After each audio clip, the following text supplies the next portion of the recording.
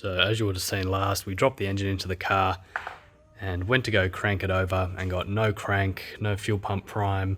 It just seemed like all the electrics weren't working. We had no cluster, we had no electrics worked, none of that. So there was a wiring problem.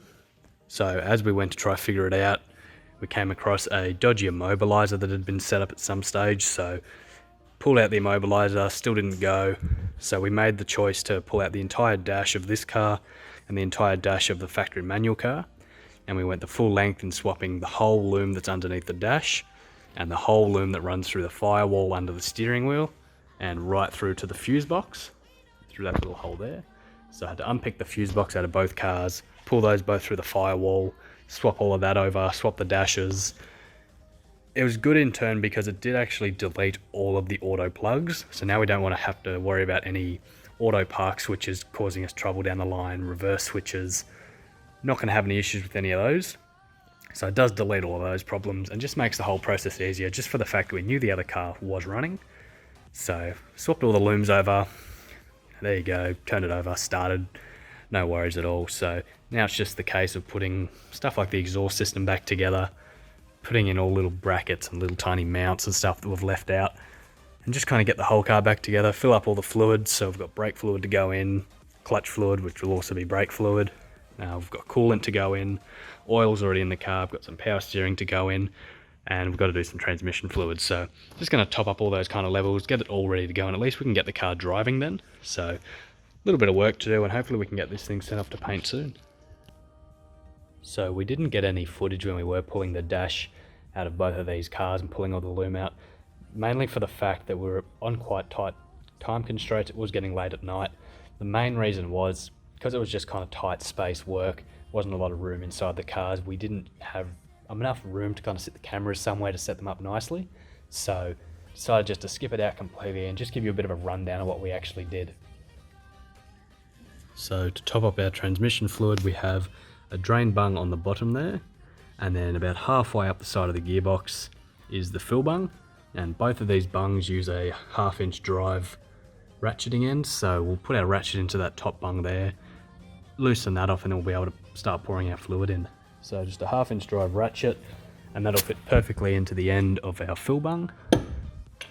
So we'll just get the ratchet in there. You see that's loosening it off in there, so no socket required. We're just going to use the ratchet, just enough to where you can get it off by hand. So we'll loosen it off the rest of the way.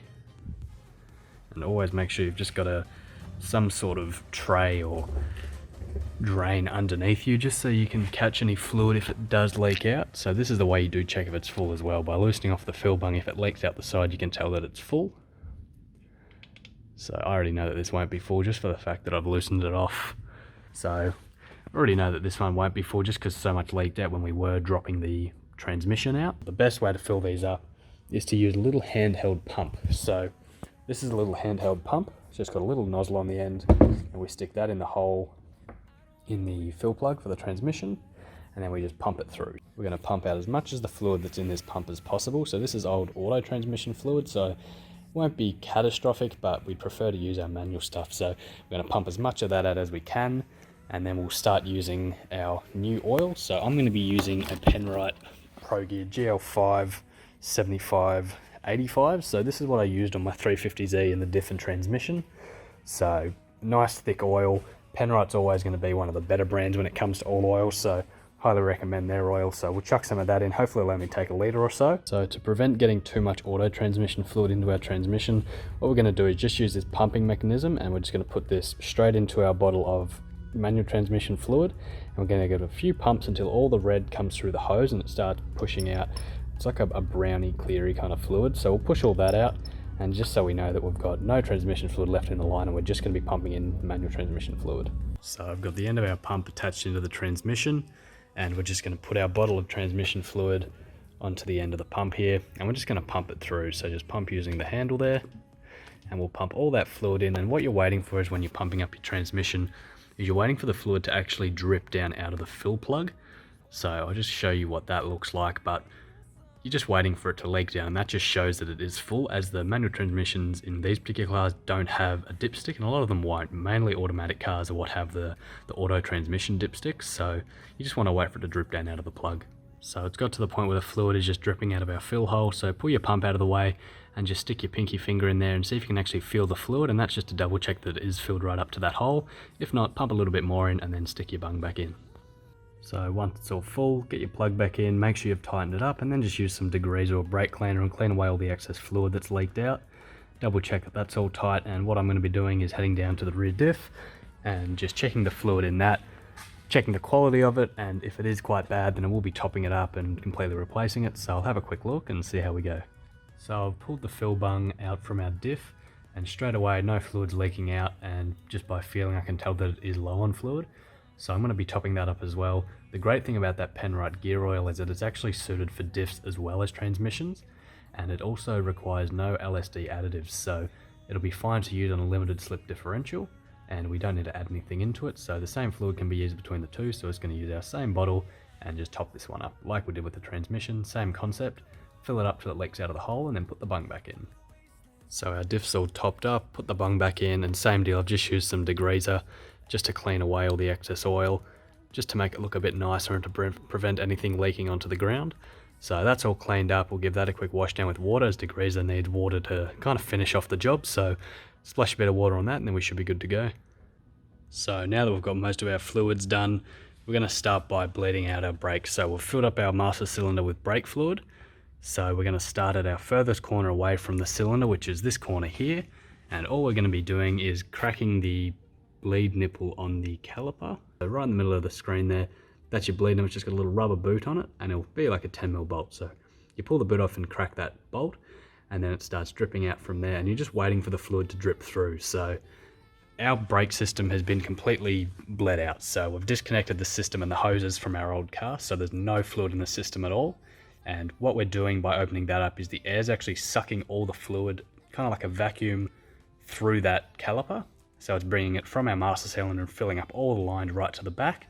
And then we'll do our other back wheel and do our front too, and it just fills the whole system up with fluid and takes all the air out of the system. So you don't have a spongy brake pedal and you actually have a brake pedal.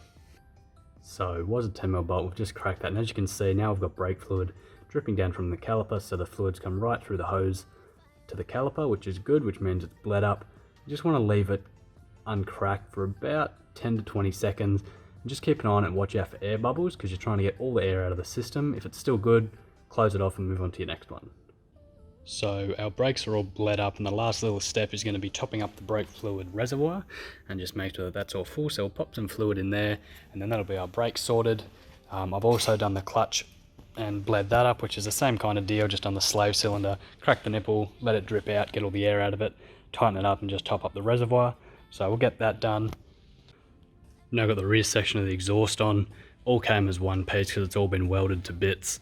So it's just got the single flange at the front here. One thing I always like to do when I'm reusing exhaust gaskets is to use a bit of grease as I put them on.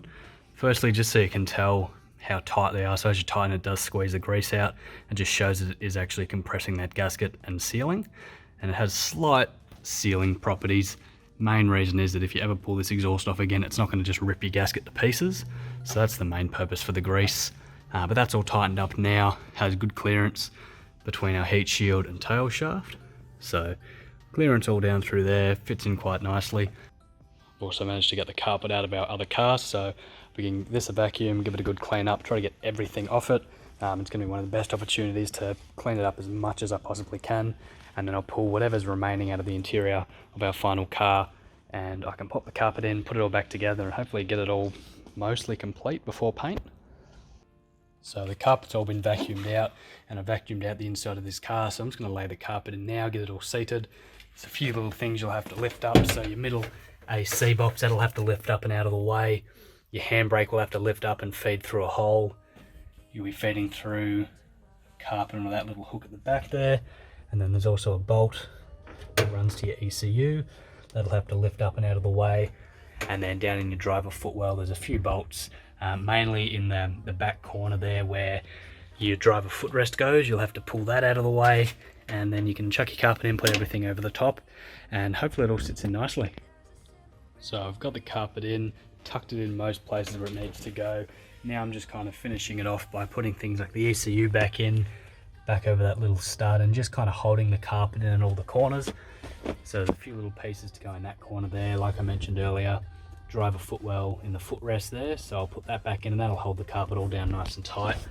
And then we've got these little clips that run along the doors, and then the skyline panels sit over those, just like that one I've already put on over there.